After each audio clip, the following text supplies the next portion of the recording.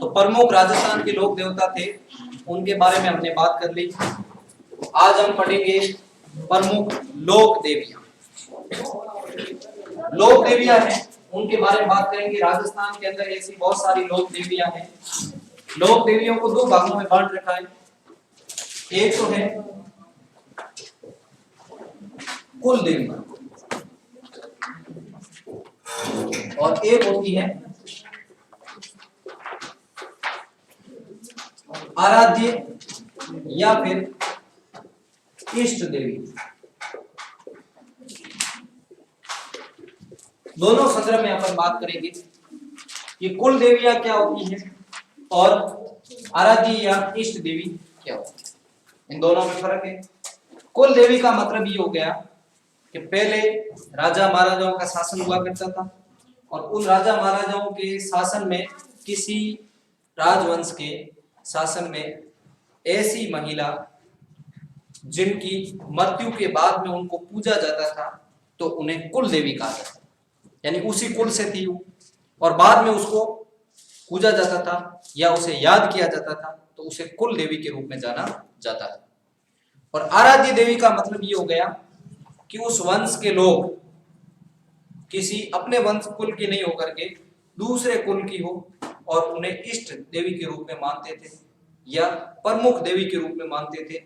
उन्हें आराध्य देवी या इष्ट देवी के रूप में जाना जाता था। कुल देवी का मतलब यानी उन्हीं वंश की कुल की थी और उनको बाद में पूजा जाता था तो उन्हें कुल देवी कहा जाता है। और आराध्य इष्ट यानी उनके वंश से नहीं थी, किसी दूसरे वंश से थी लेकिन उनको पूजा जाता था या जिनकी पूजा की जाती थी तो उन्हें इष्ट देवी कहा जाता है। ठीक है, तो आप लिखिए कुल देवी। सबसे पहले कुल देवी का मतलब होता है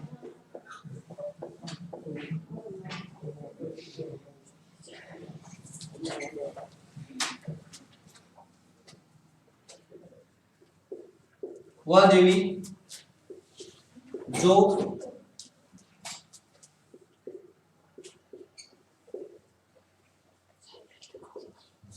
किसी वंश में जन्म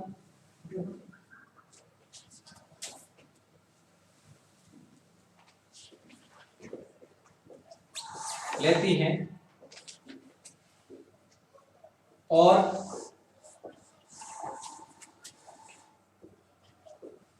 उसी वंश में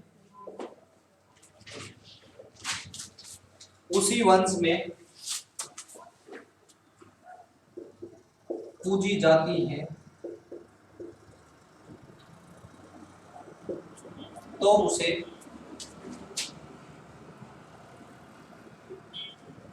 कुल देवी कहा जाता है। तो उसे कुल देवी कहा जाता है।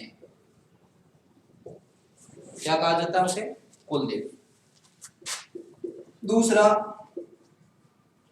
आराध्य या इष्ट देवी।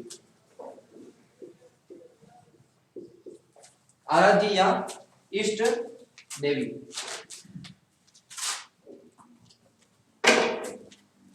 आराध्य या इष्ट देवी का मतलब हो गया वह लोक देवी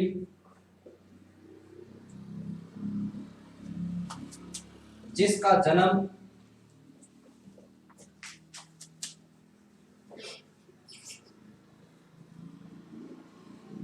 किसी दूसरे वंश में हुआ हो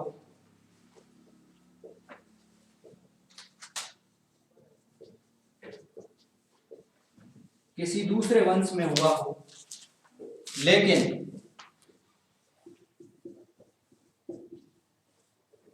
उसे इष्ट देवी के रूप में या प्रमुख देवी के रूप में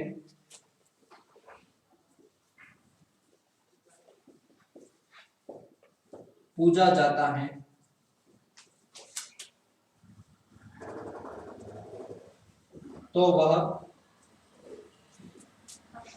तो उसे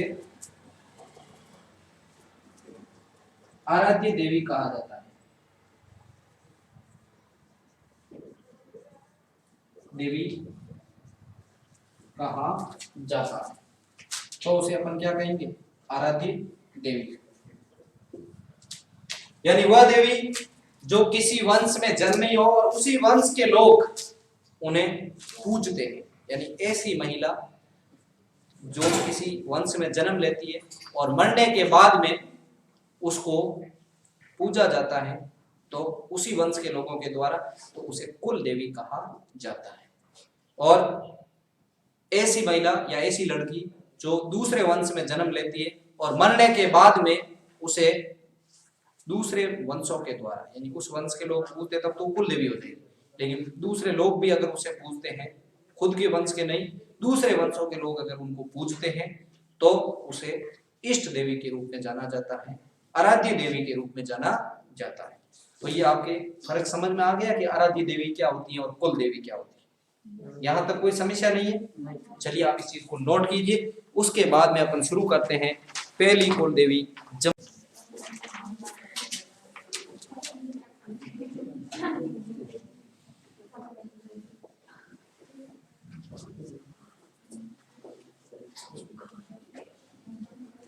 जमुआई माता पहली लोक देवी से अपन शुरुआत करते हैं। ये कछुआ वंश की कुल देवी थी जमुआई माता, ढोला की पुत्री और मारू की पुत्री, जिन्हें कछुआ वंश के लोग कुल देवी के रूप में पूजते हैं।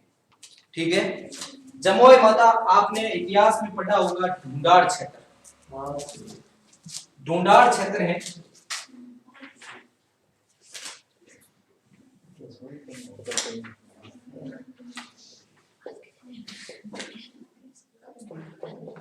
कौन सा है ढूंढाड़ क्षेत्र में आपको बता दूं, दौसा, दौसा के बाद में इसका नाम पड़ गया मांची, मांची के बाद में इसका नाम पड़ गया आमेर, और आमेर के बाद में इसका नाम पड़ा जयपुर।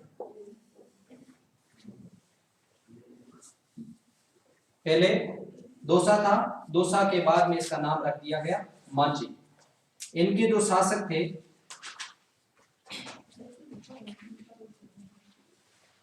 दुल्हे राय, क्या नाम था?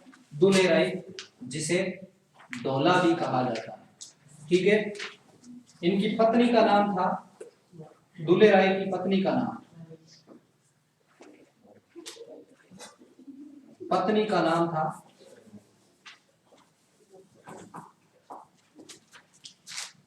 मारुनी या मारू, ढोला मारू, नाम बहुत सुन रखा होगा आपने। ढोला मारू एक बहुत बड़ी प्रेम कथा है।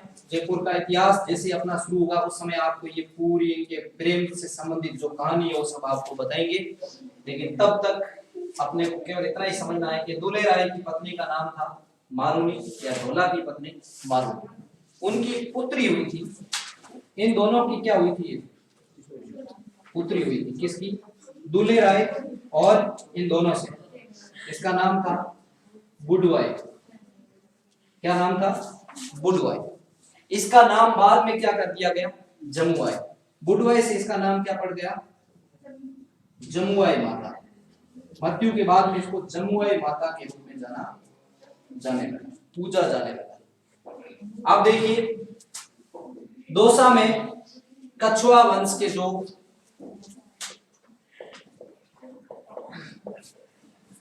कछुआ वंश, ये कछुआ वंश के शासक थे दुल्हे राय।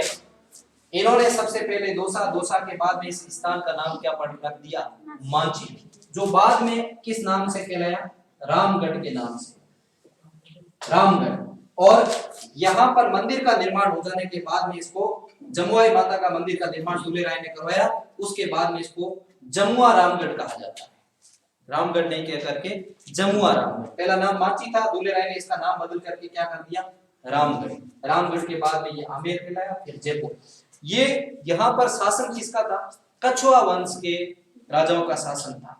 और कछुआ वंश के राजा थे दुल्हे राय, जिनको ढोला भी कहा जाता है। उनकी पत्नी का नाम था मारुनी और उनकी पुत्री हुई जिसका नाम था बुडवाई, और बाद में उसका नाम क्या पड़ गया? जमुआई माता। जमुआई माता का मंदिर कहां पर है? तो जमुआई माता का मंदिर है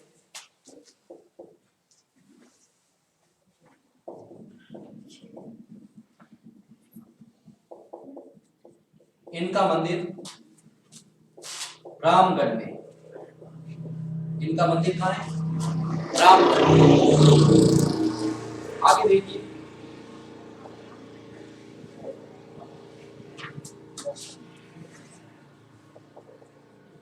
इनका मंदिर रामगढ़ में है,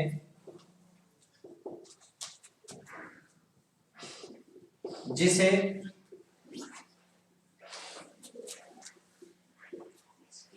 जमुआ रामगढ़ भी कहा जाता है। रामगढ़ भी कहा जाता है, यानी जमुआ माता का मंदिर यहाँ होने की वजह से इसे जमुआ रामगढ़ भी कहा जाता है। जमुआ माता के मंदिर का निर्माण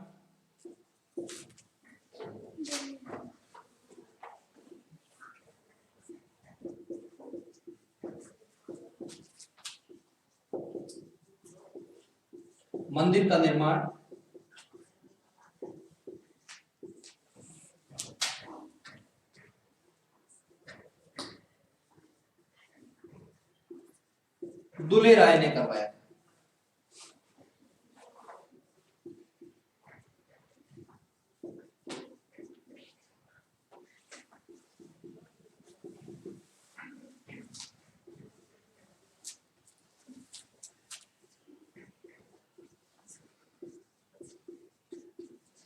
जमुआ रामगढ़ जहां पर इनका मंदिर है, क्षेत्र को ढूंढाड़ का पुष्कर कहा जाता है। क्षेत्र को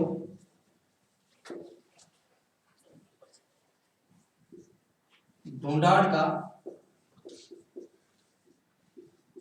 पुष्कर कहा जाता है। ढूंढाड़ का पुष्कर किस क्षेत्र को कहा जाता है? तो ढूंढाड़ का पुष्कर जमुआ रामगढ़ को कहा जाता है, जहां पर जमुआ माता का मंदिर स्थित है। अब देखिए, ये जमुआई माता है, इनके बचपन का नाम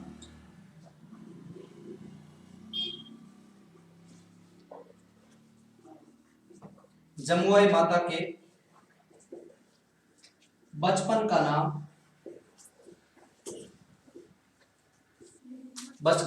नाम बुडवाई था।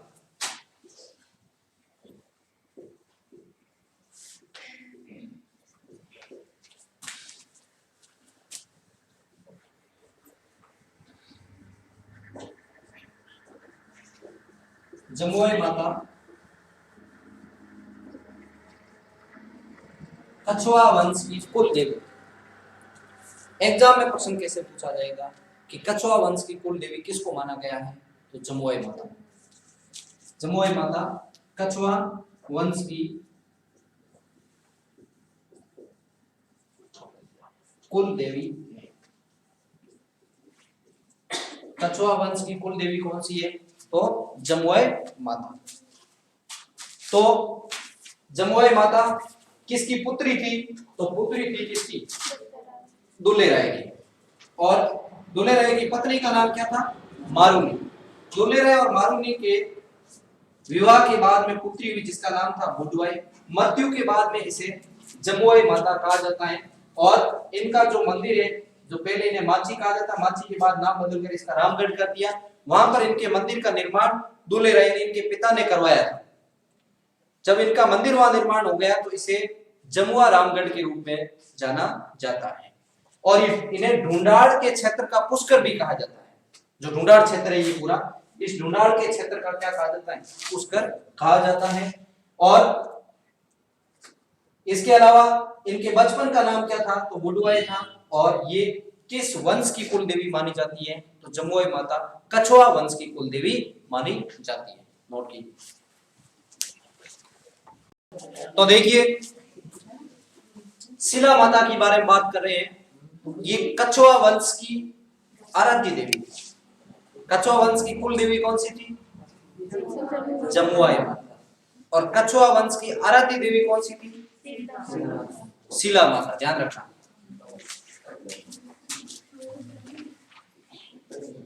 यह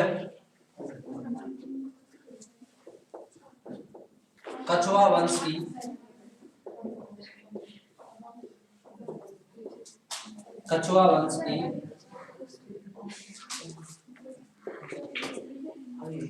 आराध्य देवी।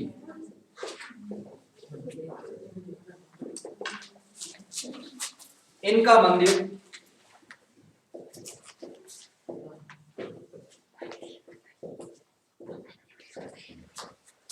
आमेर दुर्ग में स्थित है। आमेर दुर्ग कहाँ है? जयपुर में। इनका मंदिर आमेर दुर्ग जयपुर में स्थित है। इनका मंदिर कहाँ है? आमेर दुर्ग में स्थित है। इनके मंदिर का निर्माण मिर्जा राजा जय सिंह ने करवाया।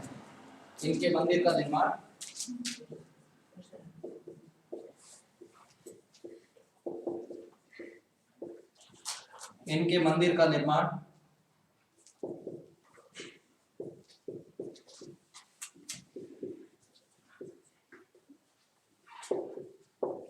मिर्जा राजा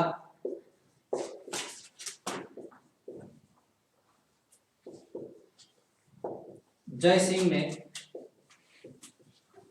करवाया।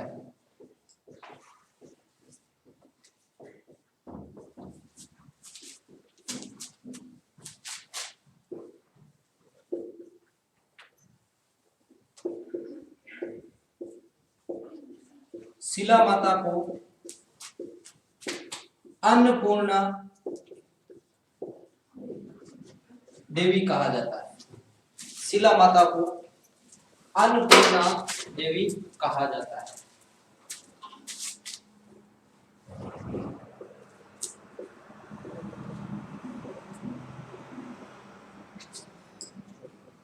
अन्नपूर्णा कौन सी देवी है? शिला माता। ठीक है। अब देखिए जो शिला माता है, ये शिला माता वैसे इनकी मूर्ति थी वो कहाँ थी? ढाका के अंदर। केदार कायद से युद्ध किया था। अकबर के सेनापति थे मिर्जा राजा जय सिंह। ये मिर्जा राजा जय सिंह थे। मिर्जा राजा जय सिंह का बंगाल अभियान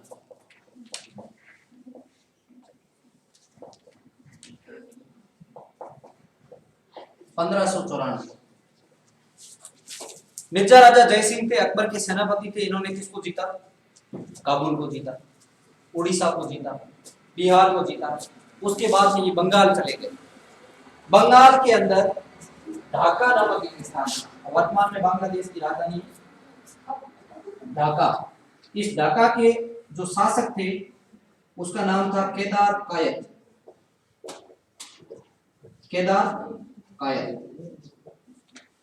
केदार कायद ने जय सिंह ने जो चाहा वो कर लिया, क्योंकि मुगल सेना इनके साथ थी। अकबर की बहुत बड़ी सेना, उसके सेनापति थे मिर्जा राजा जय सिंह।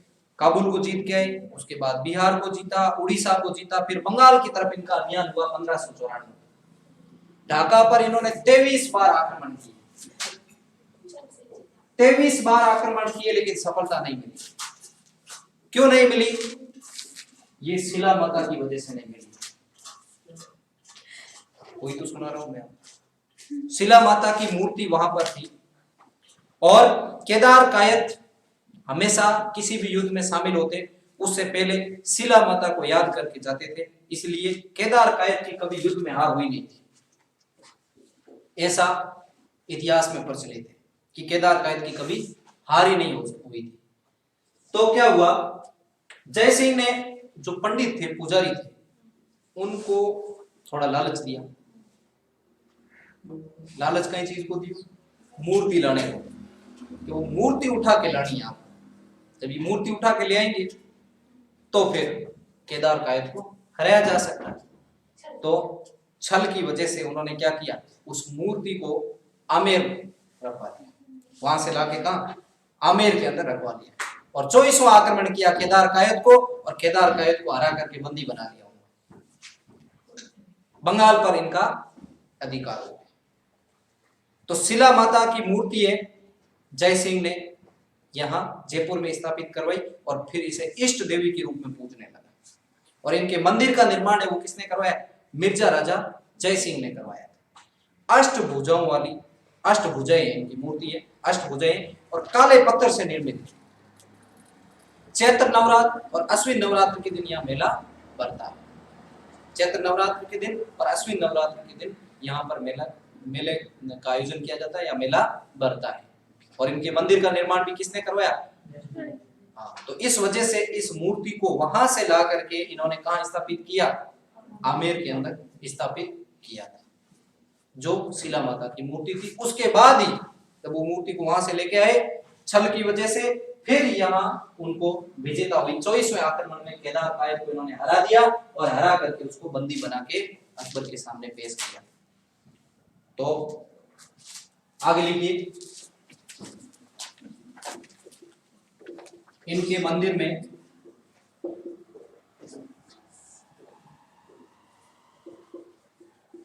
इनकी मूर्ति में अष्टभुजाएं, अष्टभुजाएं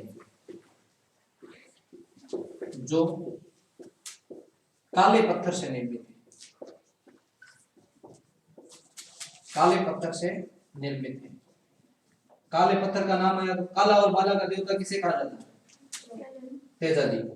और काले पत्थर से निर्मित मूर्ति किसकी है? शिला माता। काले पत्थर से निर्मित है। चैत्र नवरात्र व अश्विन नवरात्र को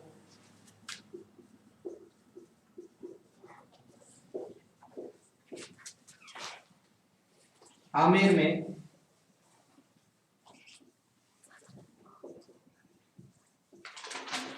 शिला माता का मेला भरता है। शिला माता का मेला भरता कहाँ है? तो शिला माता का मेला आमेर के अंदर भरता है। कब भरता है? एक चैत्र नवरात्रि के दिन और एक अश्विन नवरात्रि के दिन यहाँ भरता है। तो शिला माता है या कछुआ वंश की आराध्य देवी है। तो कछुआ वंश की कुल देवी कौन सी है? जमुआई माता। कछुआ वंश की आराध्य देवी कौन सी है? शिला माता। कौन सी है? आवाज तो नहीं आ रही। आराध्य देवी कौन सी है? पता ही नहीं। आराध्य देवी कछुआ वंश की कौन सी है? शिला माता। और कुल देवी पूछ लिया जाए तो कौन सी होगी? जमुआई माता। अब आराध्य देवी है कछुआ वंश की शिला माता। इनके मंदिर का निर्माण कहां पर किया गया है? आमेर के दुर्ग के अंदर स्थित है, जयपुर में। और जमुआई माता का मंदिर कहां पर है? रामगढ़, जमुआ रामगढ़ कहा जाता है, वहां पर इनका मंदिर है। अब शिला माता के मंदिर का निर्माण किसने करवाया? मिर्जा राजा जय सिंह ने। तो जमुआई माता के मंदिर का निर्माण किसने करवाया? दुल्हे राय। ठीक है। शिला माता को अन्नपूर्णा देवी कहा जाता है। क्या कहा जाता है? अन्नपूर्णा देवी कहा जाता है।